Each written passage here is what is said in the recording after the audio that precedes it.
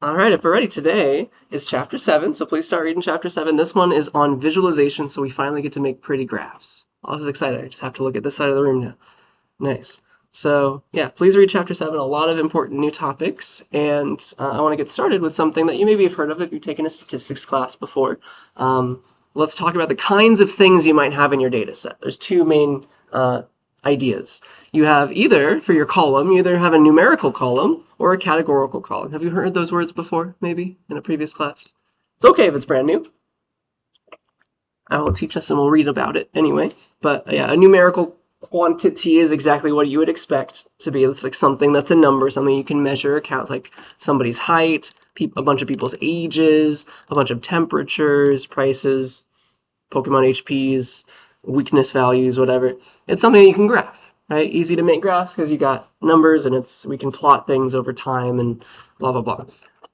The other kind of value that you might have is called categorical. It's something that is not immediately a number. So, did they survive? Did they not survive the Titanic? That's categorical, right? Even though it was a 0 or a 1, do you realize that that's not like, you can't really do math on those. It's not meant to do math on. It's just like, it's a grouping. All right, it's a characteristic of something. So like a color, what's your favorite color for every person in the table? Every U.S. state name, dog breed, shirt sizes, types of Pokemon, electric, fire. You can't really graph that, right? There's no number for fire.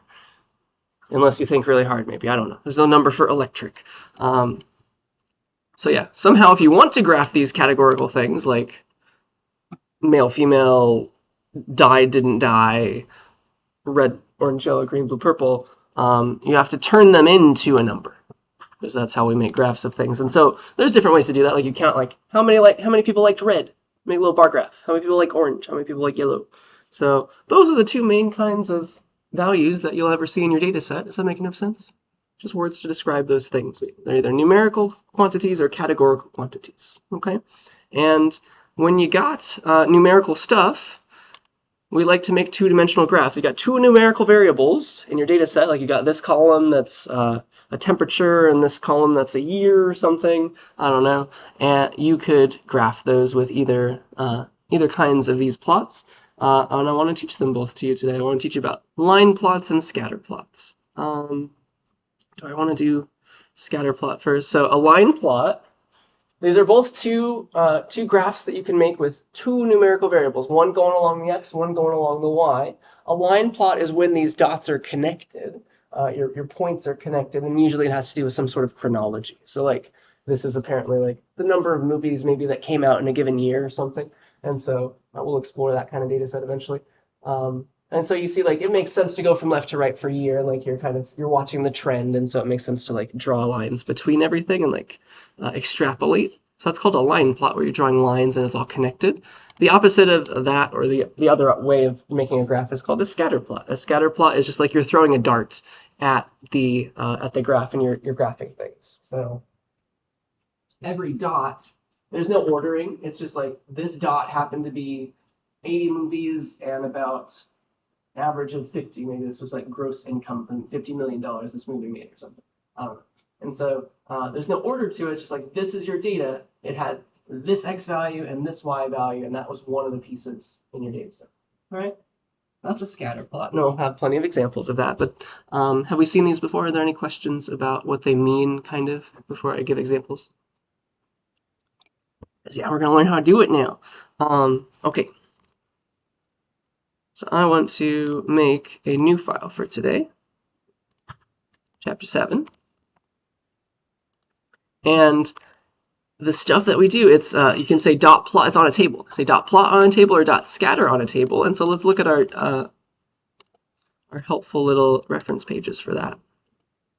Table visualizations. We've got dot scatter and then dot plot. And so what you do for both of these is you give the labels of the stuff on the X and the stuff that you want on the Y.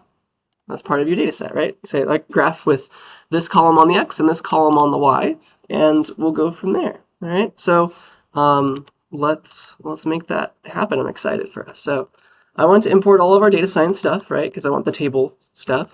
Import star. And then I want to eventually do stuff on arrays. So I'll import NumPy as NP. And then I'm going to include 3 extra lines that we're going to have for the rest of time in this class. It's stuff that controls the way the graphs get made, just to make sure it's all the same as the textbook. I'm going to say I'm going to type 3 things, 3 lines, and then I'll explain what they mean. All right. Boop. Matplotlib.pyplot. That's plt, plt.style.use 538. All right. So these 3 lines just kind of mess with the way that graphs are drawn, and this is the way that the book has configured everything. This matplotlib is a library that makes graphs. It's what the data science library really calls off to and uses, and the kind of graph is called a pyplot. It's very cute, and we call it PLT for short if you ever want to mess with it.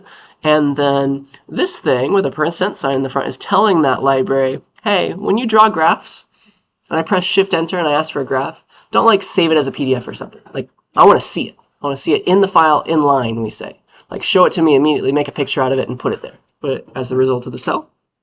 And then this says, use these colors. For the first column, use this color. For the second column, use this color. The third column, use this color. It's 538 is a website that deals with, like, election prediction stuff. So maybe you've heard of that. And so, like, that's their color scheme we're using. And so all those things we're going to say from now on, and this is what I've included for us. Now you know the full story when you go to this Jupyter Lab page to open up the temporary stuff. So for both of those, I think I put this first. Okay, so yeah, it's working on including all that, and so let's do scatter plots first. I think that one is the easier one to talk about. Scatter plot is more applicable. So I'm going to import a data set on actors in movies. All right, it's from this data file, so you can include it too if you like. So it's table.read table, and it's called actors.csv. And I'll call this actors. And so, boop. Here are a bunch of actors. There's 50 of them. Some of them I'm sure you recognize. And we've got a bunch of different columns. And every time it says something about money, they're in millions of dollars. Money must be nice. Money amounts are in millions of dollars. And so the amount of money that the movies Harrison Ford has ever been in has made over almost $5 billion. That's pretty nice. He's been in 41 movies. On average, those movies have grossed $118-ish million per movie.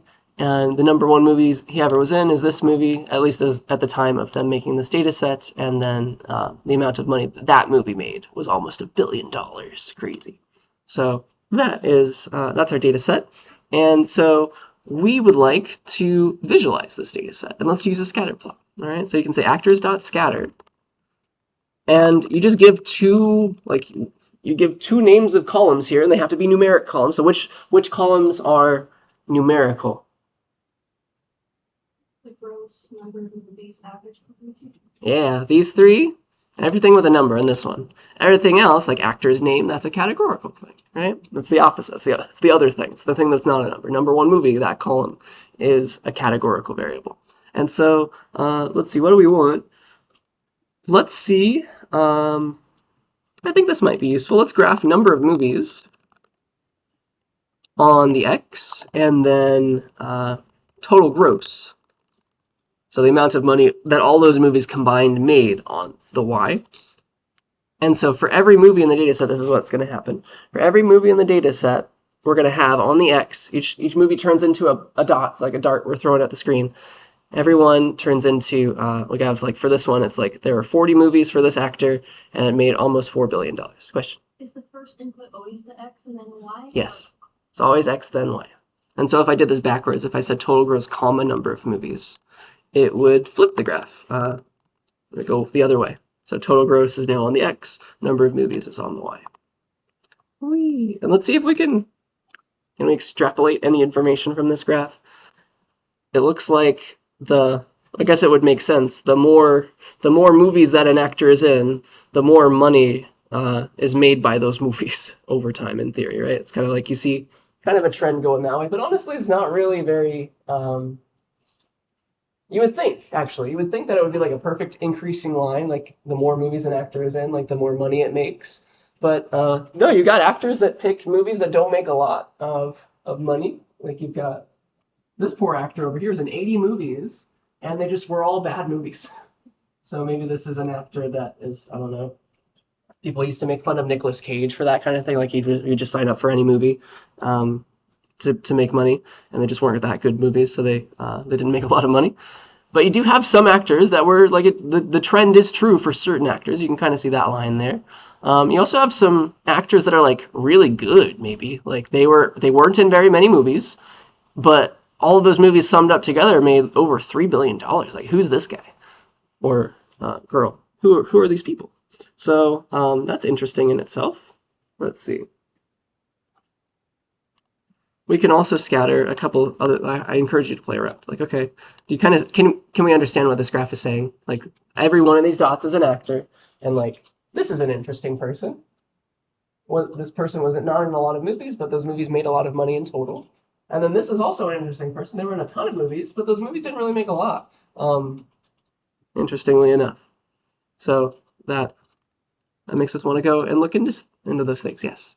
Way we can find that specific person using the graph? Not yes, there is totally a way. You have to turn on an interactive kind of plot. I showed that on the very first day. I will show that to us soon. Let me make sure. I can't remember if it's today or next. Yeah, I'll do it today.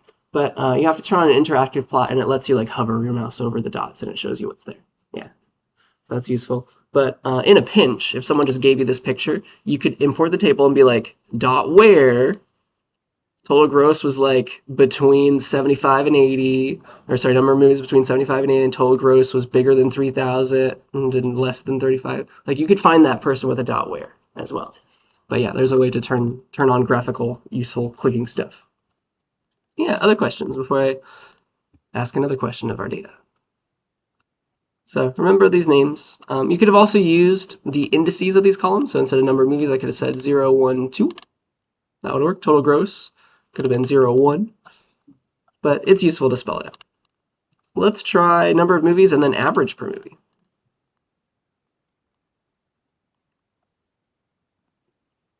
This is kind of interesting. So it's going down. It looks like the more movies an actor is in, the less those movies make on average. Isn't that interesting? So like, if you're an actor and you're in a lot of movies, that probably means you needed to be in all of those movies because those individual movies weren't making you a lot of money. Other actors, like the more popular ones, I guess, they can choose to be in fewer movies because they're getting paid more. Maybe that's the takeaway from this. And again, there's this person, man. It's probably the same person right here. There's this dude. What are they doing? They weren't in very many movies, but the average per movie is over $400 million. What? Amazing. So, yes. I got with Star Wars. Yeah, we're about to discover that. Yes, he was in Star Wars. I think it was the C-3PO man. You'll read about this in your book as well. But yeah, that dot that's way up here, and kind of this one too, I think they're the same person. That's called an outlier. Have we heard that word before in a class? Yeah, it just means like it doesn't look, it's not near the other data, right? All this kind of seems to be close to each other, but this dot is way out there. So we call that an outlier, okay? Because it lies out from different things. So yeah, if you want to go find this person, you can turn on the interactive plots, which I'll show you in a second, or you can be like actors.where the number of movies, because this is actually the only actor where the number of movies is like less than 10. Or the number of movies values are below 10. Who is this? And apparently this person, their name is Anthony Daniels, and they're in 7 movies, and that was all the Star Wars movies. And I think they played C-3PO. And of course, Star Wars is a popular franchise. So that's pretty interesting. You can, when you notice like you have an outlier, and you want to see the trend of every other dot on the graph, you can exclude this dot. And let me show that to you. So you can do an opposite where to like pick out everybody but the wonderful Anthony Daniels that made a lot of money. So we can kind of zoom in on this trend for these dots because they're kind of squished right now because it's trying to show that outlier as well. We can get that away if we say where the number of movies are like above or equal to is the perfect opposite. This will give me everybody but Anthony Daniels, right? Everybody except that dot. And then we can chain things. We can make a table and then chain the dot scatter too. So just like every other operation on a table, you can do this. Boop. I hope you see what's going on there. So I picked out everybody but Anthony Daniels, and now it's going to zoom in and it's going to draw the graph and like try to squish things in the view screen to show everything. And so this is everybody but this outlier, and so this is this part kind of in a prettier way. You can see the trend now. There's like a pretty clear downward trend. Yeah. So cool. It probably means that the actors that were in more movies. It turns out that the average for each of those movies is less, and so maybe the actors over here just like they're not as popular. They had to be in more movies to make money. Cool. Or they weren't in as good of movies because that's just how the world works, I guess. So that's interesting. And that's scatter plots. Any questions about those? This would have been useful for some of our data sets that we explored before. So I'm glad that we have this tool now. Are we ready for line plots? There's no real difference except for we're drawing lines between things and we're caring about chronology now. There's an order to things, right? This has been, this makes sense, all right? So let's do a line plot. I've got another one. This chapter in your book is all about movies. And so line plots. Boop. And so if we do table, read table, this is data, this is movies by year.csv. So here's a data set on more movies. These are movies, but not actors anymore. So here's just a bunch of movies, not a ton, but they made this data set probably a decade ago. And we've got, for every one of the years in this data set, we've got one year per row, right? There's no multiples of 2006. There's not another 2006. It's going like per each year. It's talking about how much money was made in total across every single movie made in like 2008. Here's all of them. There were apparently 608 movies that were like in US theaters or something, and they all made this much money in total. I'm sure some of them made the most, and like here is the most popular movie. This is the one that made the most, The Dark Knight in 2008 apparently, and it probably took a good chunk of this, almost 10 billion. So cool. We can do a line plot for this because like you have just one in 2008. There's not like multiple 2008s. We can start with a scatter plot and just kind of see the difference. But movies by year, plot. Let's do scatter for fun. We'll change it to plot. There's no real difference. So let's have year on the X. Usually put the thing that has chronology on the X, the thing that gets bigger. And then let's do number of movies. And so here's that scatter plot. But honestly, it makes more sense. People usually, when you have some sort of chronology, they're going to draw lines between these to like see the trend. All right. So instead of scatter, we say plot. And that makes a line plot. And it's going to look like this. So it looks like a stock ticker now. And you can see ups and downs. And you see some interesting like jumps down. There was like a peak here, and then there was a jump down here. Like that's the most, that's like the biggest one. So it looks like they really didn't make a lot of money on in these couple of years right here. See how I'm reading that? What happened? Do you think? There's a big recession those 2 years. Yeah. See the Great Recession. So people weren't going to the movies because nobody had any money. See the recession? So that's what a line plot is for. You can kind of very easily see, like, once you're drawing lines between things, like, that wasn't as obvious with the scatter plot version. But with the line plot, you can kind of see, like, okay, I see the trend a little bit better. All right?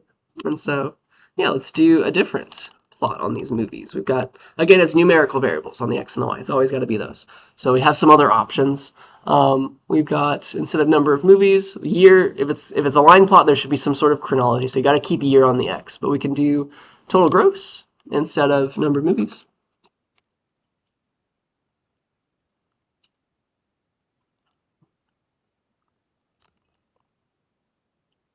Interesting. And so it looks like inflation is happening. It looks like it's pretty linear. It's just like a line going up. There's not really too much of a difference. Interestingly enough, the recession here-ish didn't make less money. It looks like there just weren't as many movies being funded, probably. There weren't as many movies being made those years, but like the people who made those movies, like I guess maybe the same amount of people went to go watch them or something, and they were still spending money on them to go see movies, because I guess maybe they had money to go to the movies but not to go on vacation or something. I don't know. But yeah, that's interesting that you don't really see that dip anymore. There were fewer movies made during the recession there, but in total they made the same amount of money. Or people were just watching fewer movies, but they were still going to the movies, it sounds like. So that's interesting. We can infer those things, I think. I hope you agree. That's pretty fun. And that's a line plot, right? Let's see. Yeah. Are there any questions about that? Make enough sense? We need to use which? Let's talk about movies in from 2000 onwards, just to show you, like, we can zoom into part of this graph if we wanted to. And the way we would do that would be to just pick out these pieces of data where like the year is like bigger than or equal to 2000, and then we can just plot that. So as long as you start with a table, it's always you have a table with some data and you can say dot plot on it. So we can say like movies by year where the year values are above or equal to 2000, or it's quicker to just write are above 1999 because it's strictly greater than, so that'll hit 2000. And this will give me all the movies that are from 2000 onwards. Does that make sense? And so that lets me, if I do another one of these plots, I can zoom into this part of the graph that starts at 2000, which is interesting. It's like, it's more apparent. It's easier to like zoom in on the recession and all that. That might be fun. So let's call this like the 21st century. But unfortunately, I can't use this variable name. In Python, you cannot start a variable name with a number because Python thinks like you're doing math.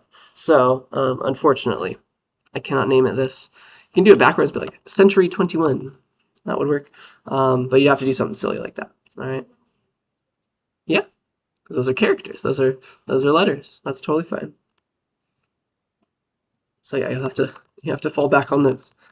Can't start a variable name with numbers. You could start with an underscore. So you could have said underscore 21st century as well. Yeah, you can start a variable name with a letter or an underscore. And then afterwards, you can use those and numbers. So let's call this century 21.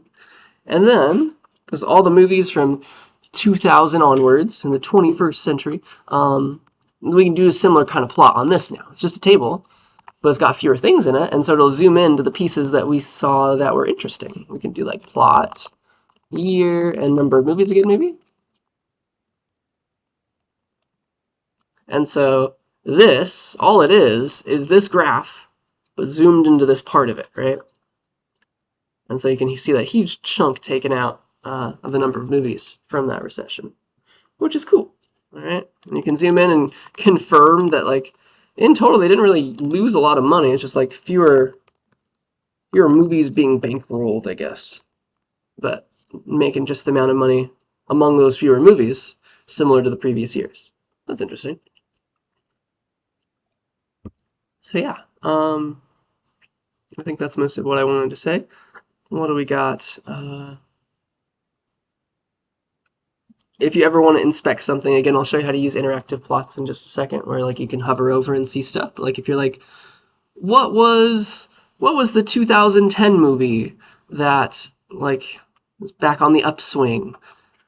A little bit more movies, but stayed about the same in terms of total gross. Like what happened in 2010? You can always do a dot where. You can always do a dot where. It's like century 21 dot where the year value.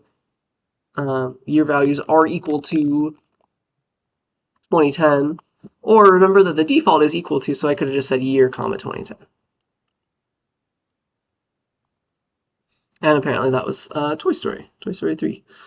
So with that, I think that is what I wanted to say, and I want you to discover the interactive plots on your own. So that is line plots and scatter plots in a nutshell. Make enough sense? Any questions about those? They're very powerful, especially scatter plots. They apply pretty much always. Line plots are for when you have some sort of chronology, though. All right. I have a question for you to try now. So go back to the data sets that we were using last time. Let's start with the temperature stuff. I got the Max-Min Fresno temperatures. Let me read that in for us really quick to remind us the very long file name that is. That is table, read table. It's called Max-Min Temperatures Fresno up to 2025. So go get that. Now you got all these things, and I would like you to, here's how you read it in. It's this one. What I'd like you to try, please, is I'd like you to graph some temperatures over time. I think that would be a good use of a graph for these things. So try to graph highs and lows, and like you have a bunch of different numerical variables that you could combine. Like you put something on the x, something on the y. If you're graphing over time, I'm kind of forcing the x to be time, but you can play around and try them all. But yeah, try to make some graphs. If you're going to do it over time, think about which graph is going to be the one that you need there. But if you can combine high and low, it could be below P on the x, high P on the y. Think about what kind of graph is the right kind for that. Got dot scatter and dot plot. Dot scatter and dot. Yeah, let me know if you have any questions, but I think that would be a fun thing to try. If you want, because there's a lot of data, if you say this line, table.interactive_plots, and you just run that one, then the next, like every plot that you make after that will be pretty, and like you can hover your mouse over it, and like you can zoom in. It's not a static picture anymore. So try that. Try running that, and then drawing your plots. And if you want to turn that back off, you can do this one, table static plots. Yeah, please give that a try.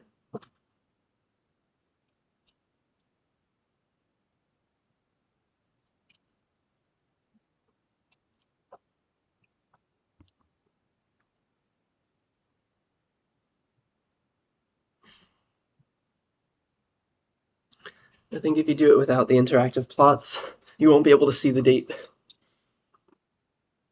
So notice that, I think. That would be fun. But yeah, are we able to get it? Any questions? Please help each other. Yeah, in trouble, I can help too. But you can probably very easily see summer happening.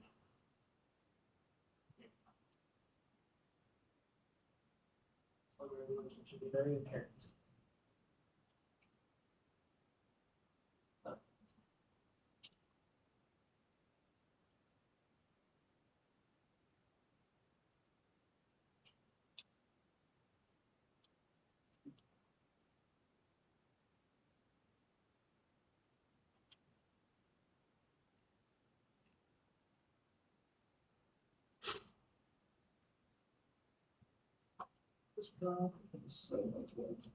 Yes. Okay, it's not just me. Look at that. This is before the interactive. Oh yeah, I saw that. It was so bad.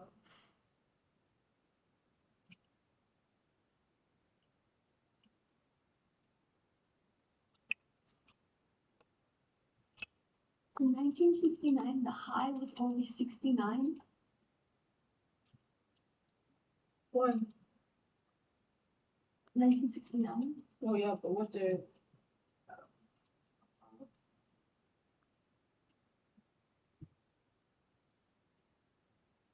That must have been one of the colder days. It's the highest high I did. For a certain day, though. So probably a winter day. A lot more sense.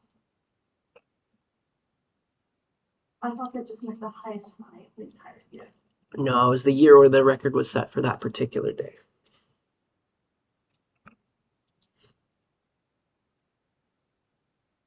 That makes more sense.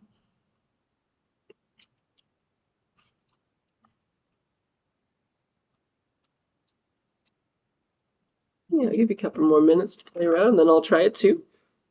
Let me know if you have any questions. It does look a little weird, especially if you don't use interactive plots.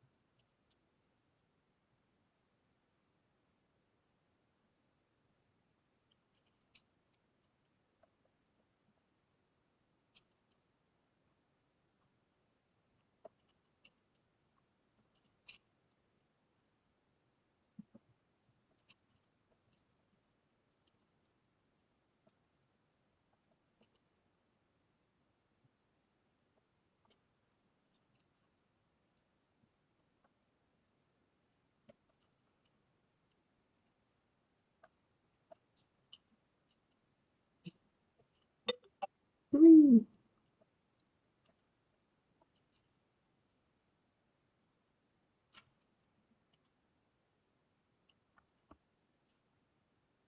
Let me finish this.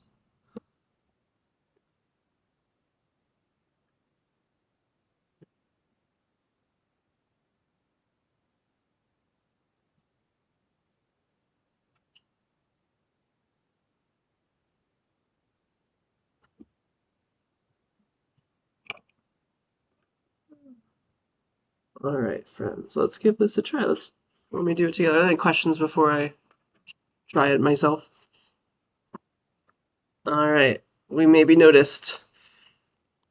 First of all, if I'm going to plot with dates over time, what kind of plot? Scatter plot or line plot?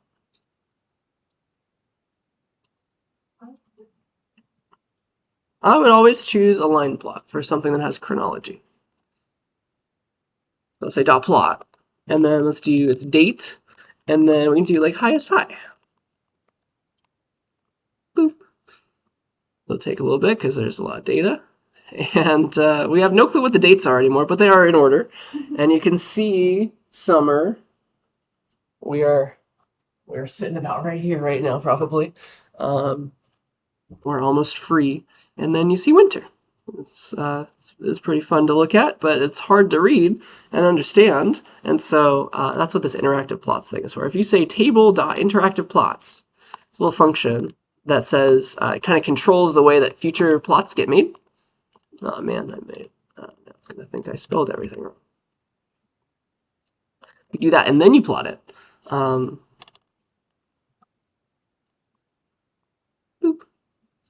Then it lets you zoom in and like it looks less horrible. So yeah, that's these, and like you could hover over your mouse and be like, hey, here's what was the record high, at least for the data set on whatever today is. Today's 8/26. Where's that? Apparently the record high. Oh man, we can't see it. So let's zoom in. Zoom in, pan around. 8/26. 108. What is today? Did we reset it? Okay, we're just at 101 for the high today. Alas. So yeah, that's what interactive plots are all about. You can zoom in, you can move around, and you can have it scale back, and like you can actually see the labels because it's gonna like purposefully not show them all to you until you zoom in. So that's nice. So that's the highest high. Do the same for the lowest low, and the trend should be exactly the same. In theory. Yeah, just like the lower temperature is higher in the summer, as one would expect. So that's fun. And yeah, if you want to go back to normal plots that are just pure pictures that you can like print or do something with, can't hover over anymore. That's called a static plot. Doesn't move. Static. So that just like you say this now, future graphs, future plots will now not be interactable. Okay. interactive, I guess is the word, right? So, okay. I think that's most of what I wanted to say. You could plot other things. You got other numerical things, right? You've got years. Put those on the Y if you wanted to. Highest high, like all these 4 columns, everything except for date is a numeric variable. So let's try other things. We've got here's our original table. Let's put, I don't know, highest high year and highest high in a graph. I don't know if this is at all useful. There's a bunch of gaps between years, so I don't even know if there's no real chronology anymore. I'd probably use a scatter plot for this. So highest high year and like highest high. And this is just all over the place. So it looks like you can't really glean a lot of information, but at the same time you kind of can. I can kind of see global warming in this graph. Can you? Just a little bit, because I see more dots, right? I see more dots over here. You agree? So I think that's how I would read it. It's an interesting looking graph, though, that's for sure. There were quite a bit of, like the late 1800s, early 1900s were also like apparently a heat wave. And those records still haven't been smashed yet, which is impressive. So that's interesting in itself. But you see a lot more highest highs even in the colder months over here. So it's like they're being set more recently in the colder months, and that kind of implies global warming. And that's pretty cool that you can see that. All right. Yeah, you're ready for a different kind of graph. All right, let's try a bar chart or a bar graph. This is how you visualize something that's categorical. If you have a categorical variable, you kind of just count stuff. That's the usual way to do it. And yeah, the way that your book and the data science library recommends is you do a sideways bar graph. It's a horizontal bar graph, so it's dot bar h. There is also a dot bar, but just like this problem, where like you can't see the date because they're all overlapping, the same thing would happen because usually you have long names for things, and it would just all overlap. So horizontal bar chart kind of solves that problem. That's why we recommend that one. But yeah, if you want to go look at the documentation for that, let's try it over here. Where's our visualization section? So you got scatter, you got plot, you got bar h. And then what you do is you say the name of a label. You give me, let's make a bar chart for this label, and it will go off, and by default it will count like all the different things it has. So again, if like you've got a categorical variable where like it's ice cream flavors, it'll just go off and count how many times it sees chocolate, how many times it sees strawberry, how many times it sees vanilla. You can also change it from counting to something else, and we can talk about that eventually. But let's just start with counting. All right, so let's make this exact table, make this exact graph, and then we'll do a dot bar h to make it happen. So let me make a made-up table.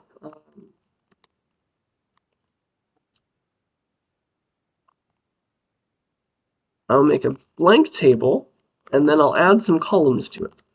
Remember all that? Let's do flavor. Let's pretend we work at an ice cream store. We got flavor and number of cartons. Flavor and number of cartons. So those are going to be my two variables. And so flavor, let's say we've got chocolate and strawberry and vanilla. And let's say that we just have counts in a different column. So make array, 16 chocolates, 5 strawberries, and 9 vanillas. Cool. And I'll call this table ice cream.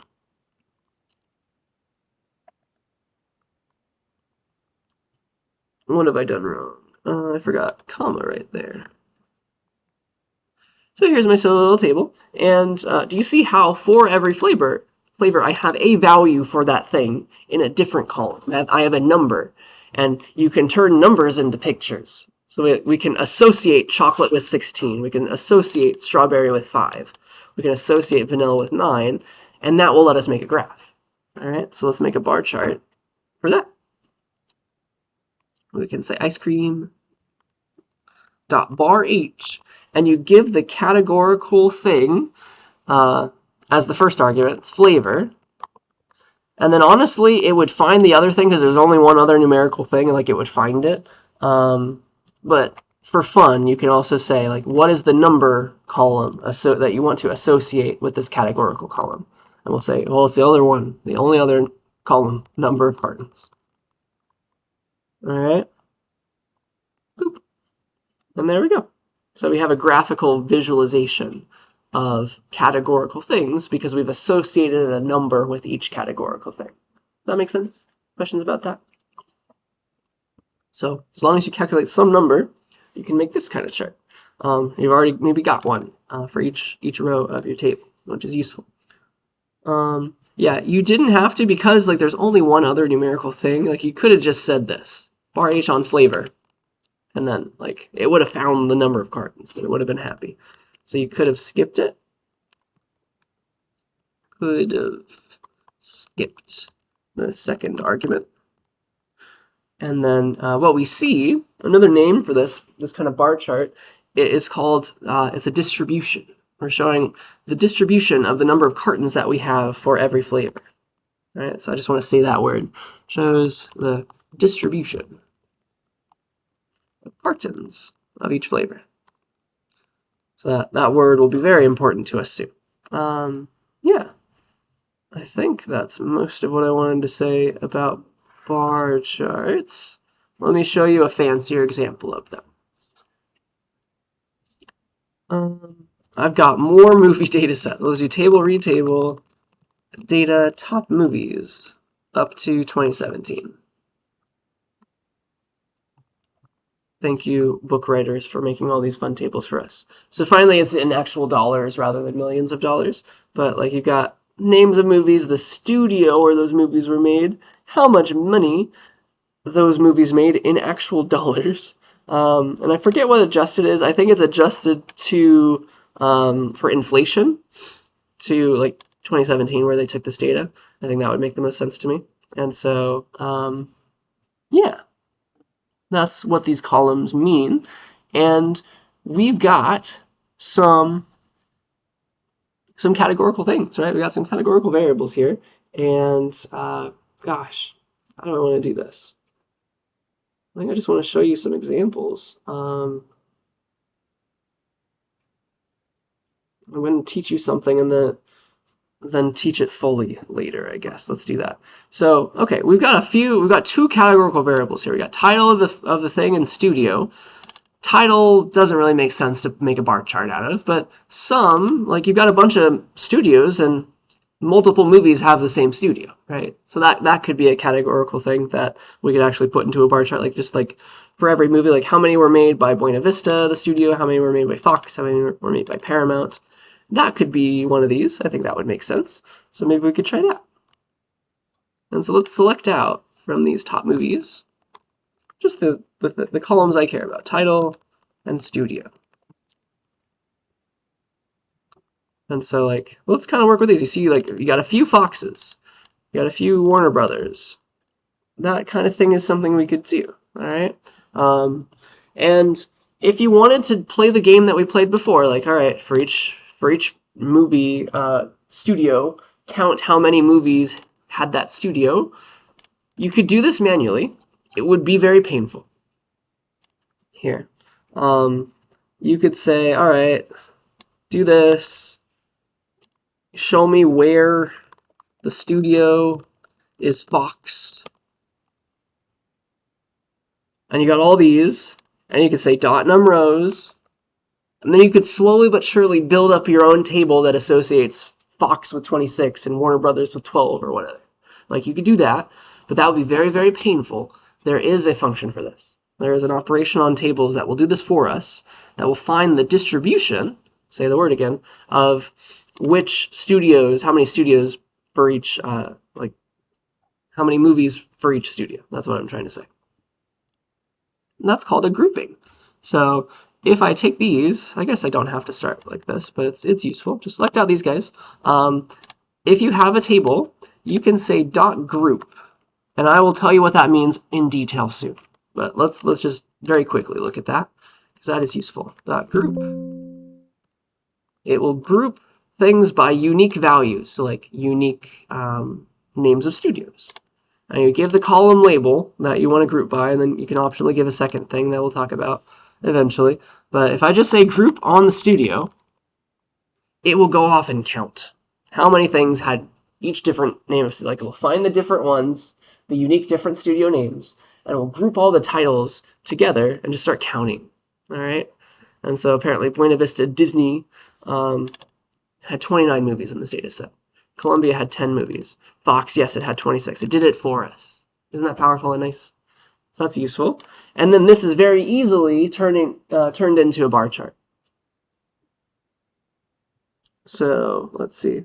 We can call this is the distribution of studios, right? Studio distribution equals this. Let's give it a name. Oops. Beautiful. And then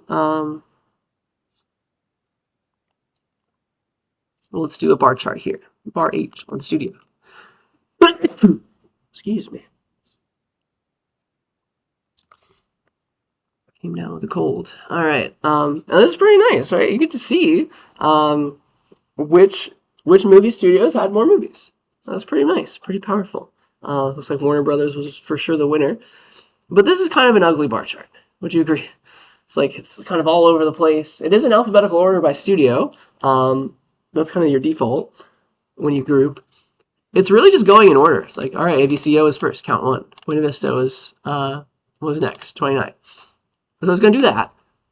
But we can reorder this if we sort it by count. So if I started with studio distribution and I said sort on count, descending, it's just going to draw a graph in that order. No. Descending equals true. And then do the bar chart after it's in that order. That looks kind of nicer, I guess. That's what I would say, at least. That's pretty fun. And so, like, count in studio. And I didn't have to say comma count here. Like, it found the count as the one other numerical column here. Okay? I think that is what I wanted to say. Any questions about this? So you can mess with your data set as long as you've got something categorical and then some number for those categorical things. You can turn it into a bar chart. You say bar H for a horizontal bar chart.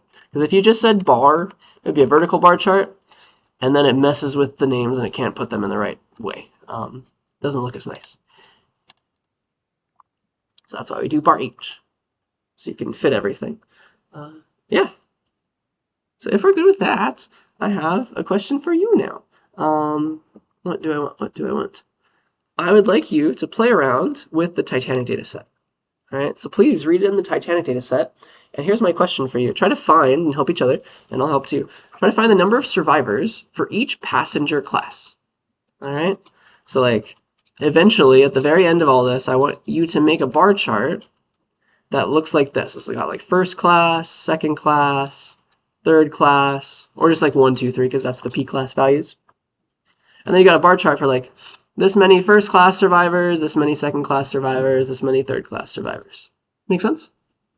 Try to get that, and while you're doing it, let me give you all the code we have so far, just so, like, if you want to go to the code from class and look at what I've done, you can have it.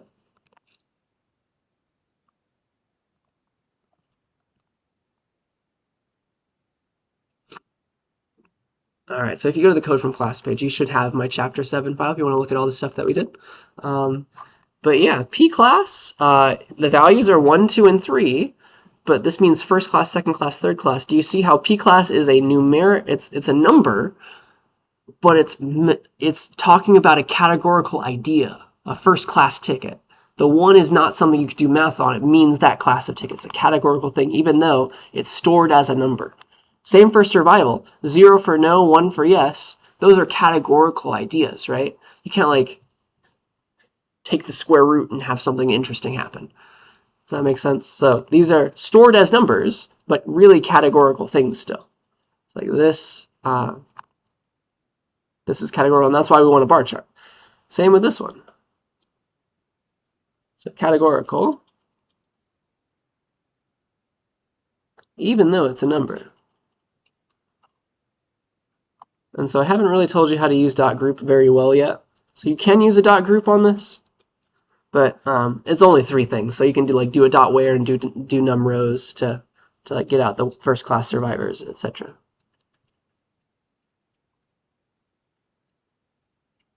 Okay. So yeah, give that a try.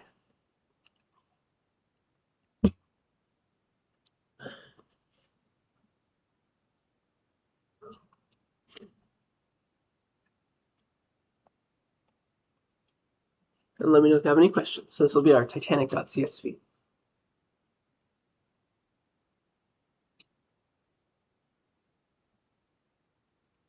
I forget which class had the most survivors.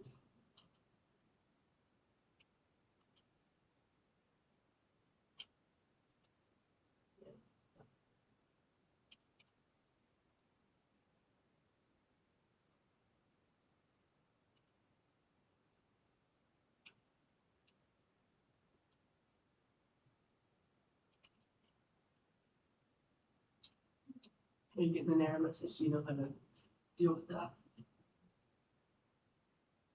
Oh yeah, it's in the here. Can you click the files tab? It's in the data folder. So you say data/Titanic.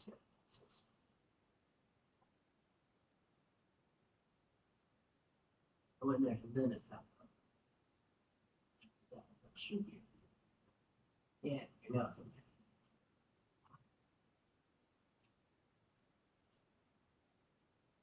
So to calculate the first class survivors, I'd be like dot where Titanic dot where P class values are 1, and then you got to go look at the survival values, and you can do another dot where, right? You can do a dot where survival 1, right? Survival values are equal to 1, so two wheres in a row. One where for the passenger class being first class, another dot where for survival being 1. And then that'll give you the table of just the first class survivors, and you could do a dot numRows on that. And so eventually you'll build up a table that has the values you care about in it.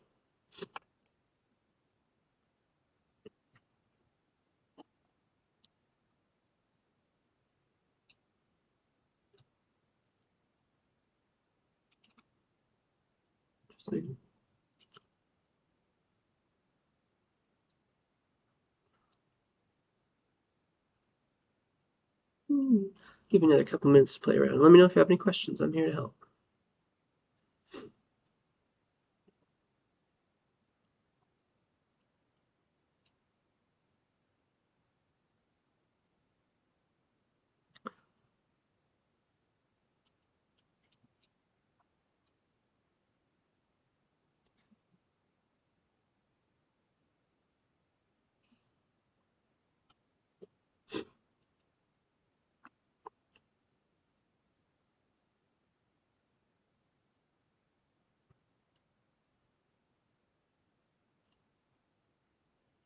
All right, I did that.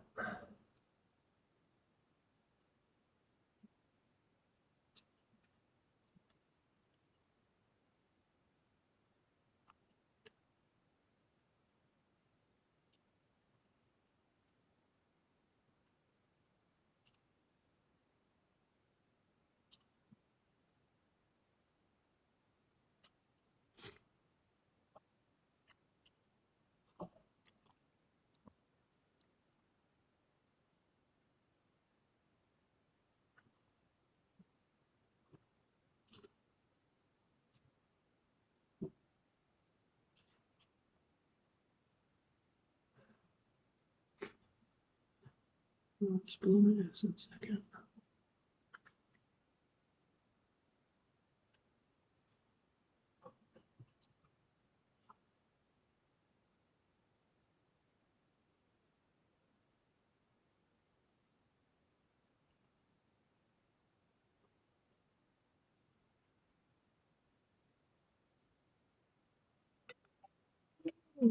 It's always so loud.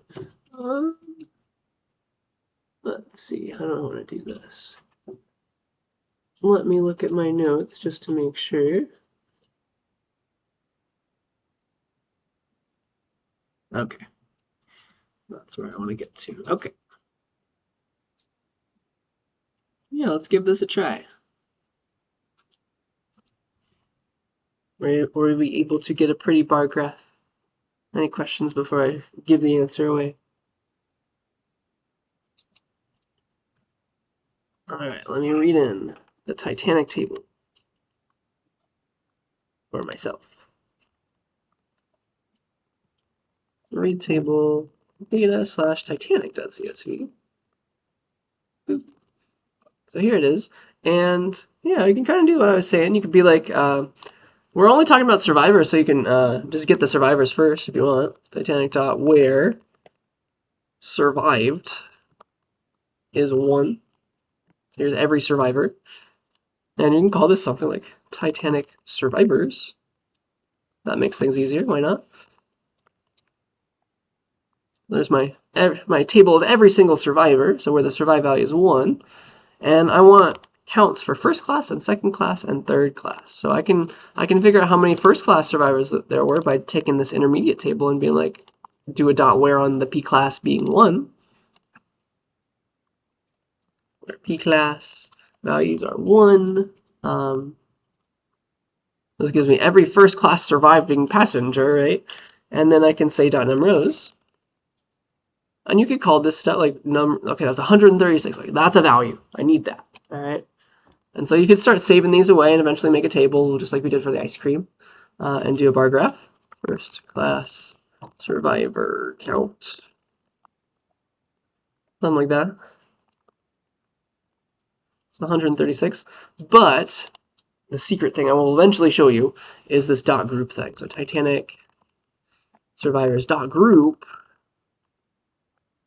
by this P class, and I'll split them up and count which ones were which. Group on P class. I gotta give that a real name. And I'll just find it. That's very nice of it. Just like there are 136 first class, 87 second class, 119 third class. And this is the right form of table that you can do a .barh on immediately. That's also useful. P class. And then just by default, find the count for the other thing. And so there is my pretty bar chart. It looks like not majority, but like which class had the most survivors was first class, beating third class by 15-ish or something. Cool. Any questions about that? You see it? It's useful to be able to make these kinds of graphs now. We have that power. All right. What else do I want to do? You could also do other kinds of bar charts. You can give a numeric value to like this passenger class. Like we did counts of survivors, but you can give other things to passenger class. We can talk about like what was the survival rate for each person, for the people in first class, survival rate of the second class passengers. That's a different number to calculate, right? So if we go back to the original Titanic table where like we have survived and didn't survive, you can do a group on P class there. This is like the total peoples in all those classes. And so there were apparently 216 first class passengers. And then I guess I lost the survivors grouping. Let's do that again. But there were 136 of them who survived. Yeah. And so we could do a ratio.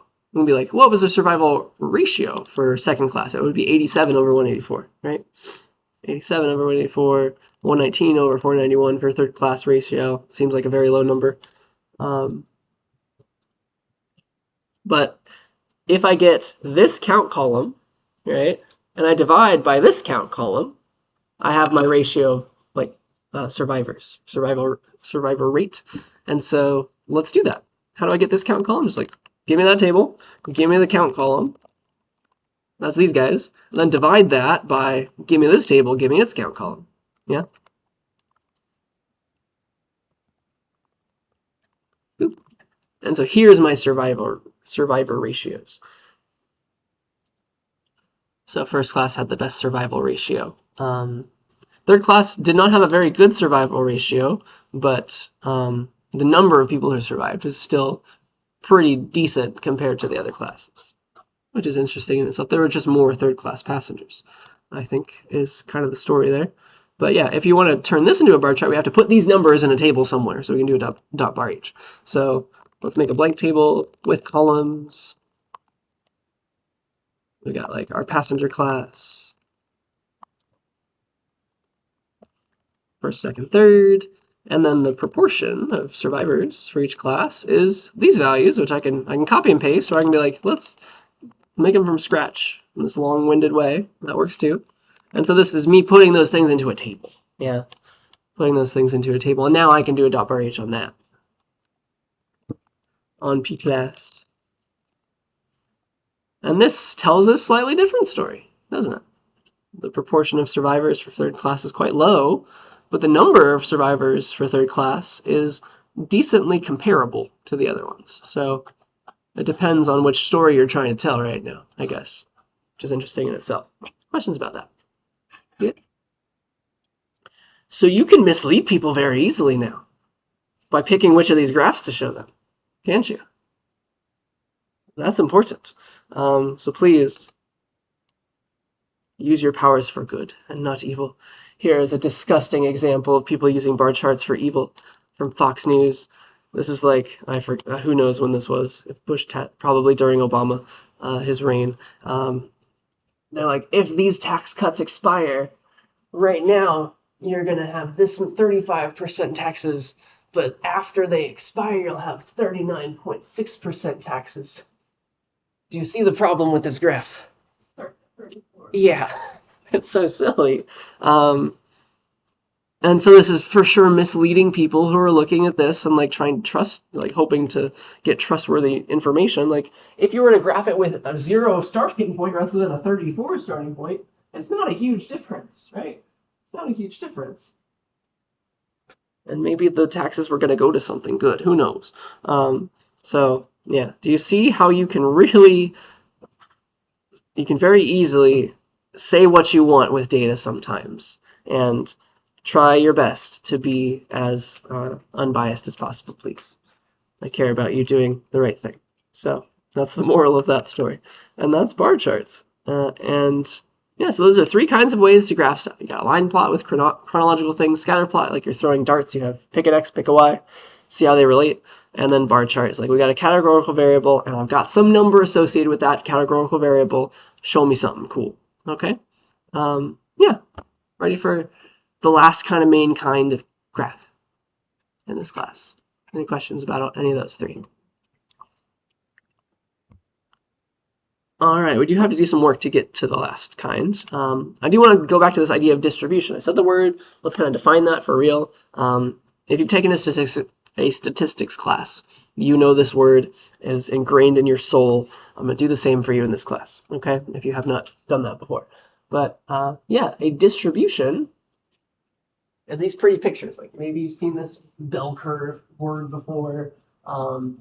This is a distribution of values.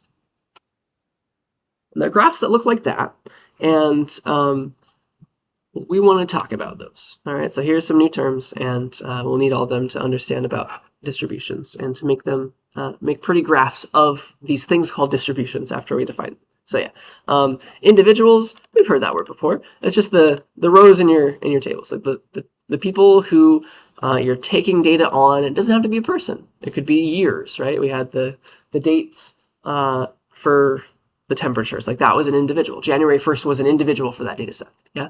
So an individual is just like the things that you're recording stuff about. And variables, we've said that word, I hopefully you kind of see me interchanging it a lot. It's just like it's a piece of your column. It's an attribute. It is a whole column. It's like I've got the survived variable. I've got the P class variable. I've got the name. Name is a variable. Sex is a variable. Age is a variable. It's something that you have a value for all these rows. Okay? Yeah, it's just an attribute. It's the name of a column. And we know we can have a numerical thing, a numerical attribute, a numerical variable, therefore, or a categorical variable. And yeah, they all have, like, they have their different values. Of course, the value is like what they take on. It's like the age variable for this row its value is 38, right? Just words words applied in ways that kind of make sense. So yeah, every individual has one value for each variable. I hope that that phrase makes sense, right? It's like this first row of Titanic. There was a cabin variable, and like this person, this individual was in cabin C85. It's not like 2 cabins per person or anything. It's like one value per variable per individual. Okay? I hope those words make sense. Yell at me if they do not. And yeah, each variable has a distribution. How is it arranged? How many studios, how many movies were made by the Fox studio? How many movies were made by the Paramount studio? That's our distribution. For each different value of the variable that it took on, like studio name, like age of the passengers, like the class that the passengers were in, for each different value of the variable, how often did we see it? The frequency of individuals that had that value. What was the frequency of, we had first class passengers. So that's all a distribution is. For every different value of the variable, you kind of group them together, kind of like we've been doing, and you take a look at frequencies, all right? But sometimes you can't group very easily, and that's where we're going. Like, probably nobody else paid a fare of 71 pounds, 0.2833. I don't even know if you can make that amount in the currency that they had. Maybe that's a rounding error. But like, I think you'd be hard pressed to find anybody else who had that same fare as like another individual with that fare. And so if you're going to make a bar chart of like the distribution of fares, you're just going to have one probably for every fare. Does that make sense? And that's kind of silly. There's got to be something better we could do there. And that's where we're going. So we would like to maybe make little chunks of things. Like, give me how many people had a fare between 70 and 75. Like, then you could actually count and it would be interesting. That's where we're going. All right. That's our distribution. Sometimes you bin them together. Like, you throw the numbers in a bin where the numbers are close. So that's how you solve that problem. But yeah, distribution is just like for every different value of the variable, the frequency that an individual had that value. All right. And so distribution gets a little technical. So when you have a distribution, every individual only has one value that they're in. And when you're creating the distribution and trying to talk about it, like the frequencies per each individual, it always adds up to 100. You can't like have 2 people in 2 different, like one person in multiple categories that you're talking about. And so this is a little study about how often adults go on the internet, how often they doom scroll or something. And this is a distribution because all these different options, like everybody in this study only could pick one. They can only ever pick one. You can't pick 2 or something. And so everybody can be categorized into one of these, and you could study the distribution of these options then, all right? You can have like somebody picking almost constantly and several times. Like you pick one, and like then you could have the proportion, and you could see that they all add up to 100. All right, 100% total. You're not overcounting. Nobody can be in multiple things. Right, so that's an example of a distribution. Does that make sense? It's got to add up to 100. Nobody can be in more than one category. Hopefully, that you see those rules kind of make sense. Sometimes you see something that looks like a distribution that is not. So let's talk about that. So here's another study where they responded to this question list like a major reason you would find it difficult to quarantine yourself during COVID for at least 14 days. Like, here are the options, and here's what they picked.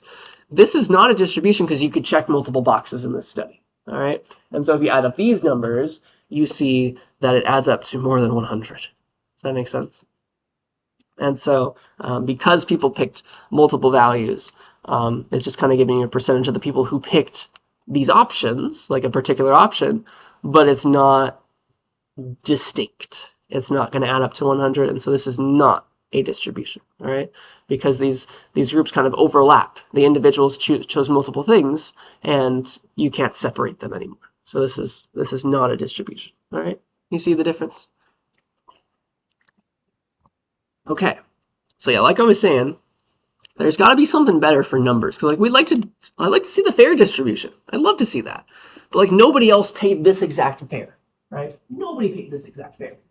So the answer, the way that we're going to solve it, like nobody paid this exact fare. Like these people got special deals probably. Nobody paid this exact fare. Maybe you find 1 or 2, but like if you were to make a bar chart of this, it'd be like 16, 1, 16.7. Also 1, 30.0708, 1. The answer, the way that you solve this problem is let's draw a graph and count how many people had a fare between 70 and 75.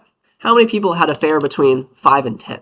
Because then you're like, even though the values aren't exactly equal ever, like they're going to fall in those same ranges. Like, so let's count frequency of ranges. That'll give us a distribution of numerical variables that where, like, you're never going to probably have the same values, but they can be, let's look at the ranges. All right. So that's where we're going. So if you want to group numerical values and actually see something interesting, you can put them into separate little bins, we say. So this process is called binning. All right. And so, yeah, we want to count the number of numerical values that are within a range, and we call that bins. Let's see. And how much do I want to keep going? Okay, just a few more slides. So, yeah, that will solve this problem. I hope we can see that. And so, like, there'll be a fare from 70 to 75 pounds bin. There'll be a fare from 10 to 15 pounds bin. And then, like, you'll actually have, like, the numbers going up. It's not just one anymore. So that's useful. And this is really technical. We're defining bins for this class, for this textbook, in a very interesting way. Kind of the same way we defined like the ranges for np.arange, is like the lower bound was inclusive, the upper bound was exclusive. This gives us some nice mathematical properties, and so we're doing that again here. All right. So when you have a bin, they're defined, like we're drawing lines between things, like we're binning by fives in this example that I'm about to show. Like, so there's a bin from 160 to 165, but the values that go in this bin are 160 inclusive to 165 exclusive. Does that make sense? If you had the number 165, it would go in this bin, not this bin. That's what I'm trying to say. But 160 would go in this bin. Okay? So yeah, bins are defined by their lower bounds, and their upper bound becomes the lower bound of the next bin. So if we bin by fives, you got the 160 to 165 bin, and it's this kind of range. 165 to 170 bin, it starts at 165 inclusive, exclusive on the 170. Okay, so here's some example numbers. Let's bin them and see what happens. All right, then you can have relative proportions and find the distribution of numerical things this way. So like 188, it's going to go in the 185 to 190 bin.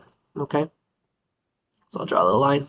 170, it's going to go in the 170 to 175 bin because it's this way, inclusive, exclusive on the 175. It wouldn't go in this one because this would be 165 to 170 exclusive. So the 170 is going in this bin. All right. And that's how we'll count things. We'll bin them up, and then we'll see relative frequencies for ranges of numbers. And that's more useful than just individual numbers. Okay. 189 going over here, I hope we see. 163 going over here. 183 going over here. 171 going in this bin. And like you're seeing relative amounts now. That's useful. 185, is it going to go in this bin or this bin? Good. Yeah, it's inclusive on the lower bound, exclusive on the upper bound. 168 we'll put over here. And 173 could be right here. And this is nice, especially because say there was never any duplicates. Like this was 173.5. Like these are all different numbers, and yet we're able to see their frequencies. Like it's all more than one here because we binned them. Does that make sense? Like the usefulness of that. That's pretty cool.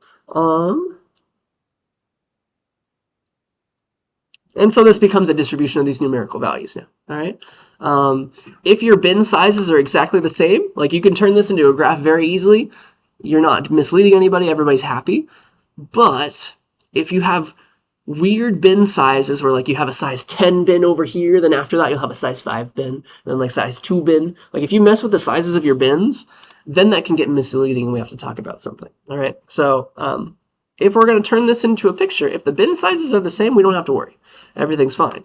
But if they aren't, we have a problem. All right. So here's a silly picture example. I'll just give us some explanations today and try to explain some more in picture form. But this is kind of the problem. If you have larger bins and smaller bins mixed together, then we have an issue with areas, because as humans, we interpret areas as total amounts. And so let me give you a good example. So, okay, here's a silly picture from an Apple press conference one day. They were talking about a new iPad that had more battery life, and they're like, the iPad has a 70% bigger battery life. And they drew this picture. Why is this picture misleading? Do you see that it's misleading? Yeah, what they did is like it's supposed to be 70% bigger is like 1.7 times the amount, right? You see that like, yeah, it looks like there's like 4 of those batteries in this one. You see it? So as humans, what they did is they stretched it on both axes. Like this was 100%. They stretched it by 1.7 times on both axes. And that messed with the area in a really weird way. As humans, we think of area as telling us what's there. Does that make sense? Because like you can see like 4 of these, like you think it's 400% more battery life. Does that make sense? And so that's really misleading. That's not okay. And so we want to do the same when we're drawing our graphs. So really what they should have done is they should have made the area bigger of the battery picture by 1.7 times. And it's probably something more like this. Yeah. Not to scale, but you get the idea. Like it's going to look a lot more similar. Maybe it's something like that. I have no idea. Something like that might make more sense to me. And like that to our eyes, now we see, okay, yes, I get it. Okay. So it's a question of area versus width and height. And as humans, we see this and we think about amounts. All right. That's what we're defaulting to in our eyes. And so that's why this picture is misleading. Any questions about that? And so when we're drawing our graphs, we have to be careful about this. It's called the area principle. All right. And so when we have graphs, the graphs have bars, and those bars have areas, right? They're taking up space. And so the areas, what we've discovered, should be proportional to the values they represent. And so, for example, if you have 20% of a population, and you give that this green triangle, then 40% of the population is this. It's 2 little green triangles. Because we see area as humans. It is not represented by this, right? Because this is me stretching it 2 times the width. See the problem again? 2 times the width. Because we as humans, we see area and we think that's the relative amount. We don't see stretching on an axis. We don't understand that. So like 2 times the width, I stretched it 2 times that way and 2 times that way, and that messed with the area by a factor of 4. Right? Not a factor of 2 because it's supposed to be times 2. So 2 times the width also scales the height. And yeah, this is a misleading picture because there are 4 little green triangles. Got a little Triforce in there. Yeah. And that is not correct. It's supposed to be this. Like turn that into a picture somehow. Maybe turn it sideways or somehow make them connect. I don't know. Something like that. Like that's the right picture to be drawn, right? That's what makes sense to us as humans. This is misleading, all right? So yeah, when we're drawing stuff, the relative amounts should be like it should be the area that tells us the relative amounts, okay? Well, that's where I'm going. This is very philosophical, but that leads us to the right way to do all of this. We're gonna do our binning process where the heights of these bars are proportional to the relative amounts of each of these are going to be sorry, I'm getting lost. The heights of these bars is not going to matter as much as the area of those bars. We're going to use the area for those bars to represent the relative amounts in each category of the distribution. Okay? And that leads to the final kind of pretty graph. This is a way of looking at a numerical distribution of a numerical variable. It's called a histogram, okay? And what you do is you make your little bins, and then you have your graph. You have your each of your bars, and each of those bars, it's the area. We're caring very much, it's going to be the area that's proportional to the relative amount, not the width or the height or anything like that, because we don't want to run into this weird issue, okay? It's going to take some time for that to sink in, but those are the words I want us to remember for today at least. All right. So that is a histogram, and yeah, that's where I want to go with all that. And let's see. Eventually, I'll give us a good example. Do I want to do that now? Yeah, this is a weirder topic, I know. But are there any questions about this area stuff? Is it clear enough for now? Yeah, this will be the last slide for today. I want to give us some examples in code real quick, but let's try to understand. So when it's done, what we're going to do is we're going to separate these ideas into like bins. We're going to start counting stuff in ranges, just like we were doing in that example. And like the height, yes, it matters, but not as much as the area. So the area should be proportional to the relative amount in each bin, right? The area of each bar is going to be the percent of individuals in the corresponding bin. And honestly, if the bin sizes are exactly the same, you have no issue. Like, this is a correct histogram. The area is not going to come in, like, not going to be a problem. But if you had weird bin sizes where, like, you were, like, this was a, like, you had this much of a bin, like this much amount, and then you have smaller bins over here, then the relative area gets really weird looking. You got to be very careful, okay? So, yeah, let me go to code, and I'll make all this for us, all right? And that will be the last thing we do today. So, new section, distributions, bins, and histograms. Yeah, this is the most complicated kind of graph for sure. Let's look at our top movies again. So here's the top movies. These are millions of dollars, by the way. That's kind of hard to read, so we can use a number formatter to make that prettier. Set format for the columns gross and gross adjusted, which is 0, 1, 2, 3, columns 2 and 3. For both of those. So you can set the format of multiple columns by giving them an array, their names or their indices, and use the number formatter, please. So that's prettier to look at. And now let us take some numbers out. Let's do title. Let's take the title out and the adjusted gross, and let's turn this from millions of dollars, from dollars to millions of dollars, like we had in the old graphs. So top dot. Let's select out the name, which is column 0, and then I'll add in this adjusted gross again by scaling it. So this is just me taking the title of every movie, and then I'll add into it with a column. I'll call it adjusted gross, and I will put in the, like, I'll turn this gross adjusted into just millions of dollars. So take top dot column 0, 1, 2, 3, and then divide all those values by a million. A million is 1 times 10 to the 6th power. 1e6 is the fast way to do that in Python. And that gives me this, which is very nice. Just for fun, just to deal with any rounding issues, let's round this answer, np.round. Let's make sure it's always like 2 decimal places, just to keep the precision the same.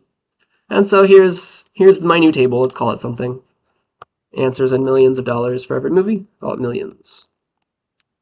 All right, I want to do something with this. All right, so let's try to make histograms for movies and the amounts of money that they made. Hopefully you see, like, there's no other movie that made exactly $906.72 million. And so we have to do that binning process. All right, we have to do that binning process, and we have to figure out what bins to make. Like, that's not immediately obvious. We have to find the minimum value and the maximum value. Let's go figure that out for all this. So we've got the adjusted gross values in this column. So let's go look at that column. Adjusted gross is millions.column adjusted gross. So I've got this as an array. You ever look at a word so much that it stops making sense? That's gross for me right now. So here's like all the numbers, and to make the bins, we got to see like what should be the starting number, what should be the last number. So let's figure that out. What's the minimum value? Adjusted gross. And what's the max value? If you want to see 2 things at once, you can put a comma. Max, adjust gross, min and max at the same time. So it looks like the bins need to go from here to here. All right, and that that's a good start. But like if your boss was asking, like, what was the minimum and max, like what does this data look like? You can't really just give min and max, right? You have to give a distribution. So it doesn't tell you the full distribution. Well, let's start doing the bins as well. All right. So yeah, min and max alone don't tell us much about the distribution. At least they tell us where to start. Because maybe most of the movies were hovering around $350 million. We have no clue right now, right? Until we look further about the distribution. But they'll help us bid things.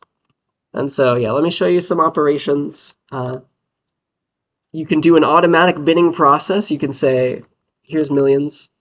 You can say .bin. This is an operation on tables that will bin these values by the name of a column. So bin on adjusted gross. And it will by default make 10 bins. And so if I say .show, I have to teach you how to read this weird output. So this automatically makes 10 bins, but it has 11 rows in the output. So I need to show that and try to help you understand it. So what .bin does is it by default splits these values into 10 bins of equal size, and it counts how much are in each bin. And here are the edges of each bin.